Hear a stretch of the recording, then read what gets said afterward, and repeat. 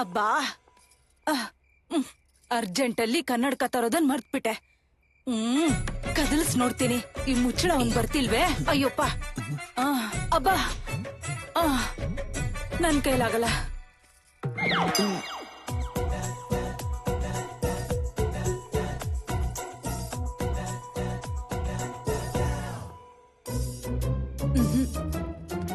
ಕಾಣಿಸ್ತಾ ಇಲ್ಲ. ಏನಾದ್ರೂ ಕೇಳಿಸತ್ತಾ? ಸೌಂಡ್ ಕೂಡ ಏನೂ ಇಲ್ಲ. ಅಬ್ಬಾ, ಕಣ್ಣು ಕಾಣಿಸ್ತಿಲ್ಲ, ಕಿವಿನೂ ಕೇಳಿಸ್ತಿಲ್ಲ. ಸ್ವಲ್ಪ ಹಿಂದೆ ಹೋಗಿ ನೋಡಿದ್ರೆ ಕಾಣತ್ತೇನೋ.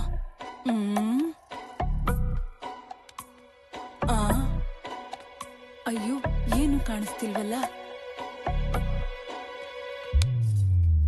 ಅಬ್ಬಾ, ಈ ಗೋಡೆ ಸ್ವಲ್ಪ ಹಿಂದೆ ಇರ್ಬೋದಿತ್ತಲ್ಲ. ಇದೊಂದು ಹಾಳಾದ್ದು.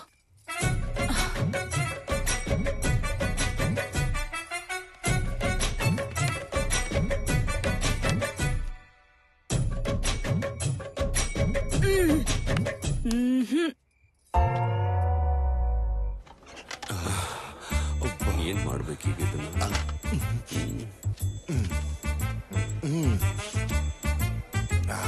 ಟ್ಯಾಬ್ಲೆಟ್ ತಗೊಳಮ್ಮ.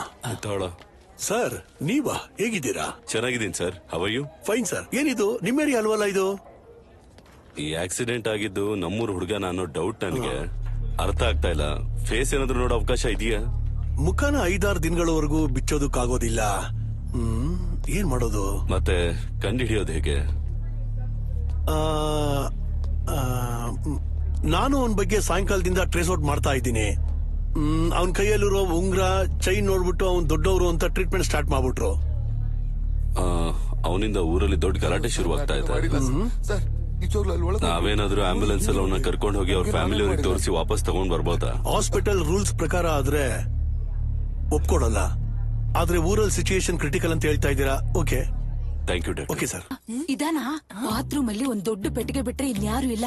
ಹಾಗಾದ್ರೆ ಖಂಡಿತ ಆ ಪೆಟ್ಟಿಗೆಲ್ಲೇ ಇರ್ತಾನೆ. ನನಗ್ ಡೌಟು. ನೀನ್ ಮುಖ ಡೌಟು. ಖಂಡಿತ ಅದೇ ಪೆಟ್ಟಿಗೆಲ್ ಇರ್ತಾನೆ. ಅಷ್ಟ್ ಕರೆಕ್ಟ್ ಆಗಿ ಹೇಗೆ ಹೇಳ್ತೀಯಾ? ಎಕ್ಸ್ಪೀರಿಯನ್ಸ್. ಪಾಪ ಮಾವ.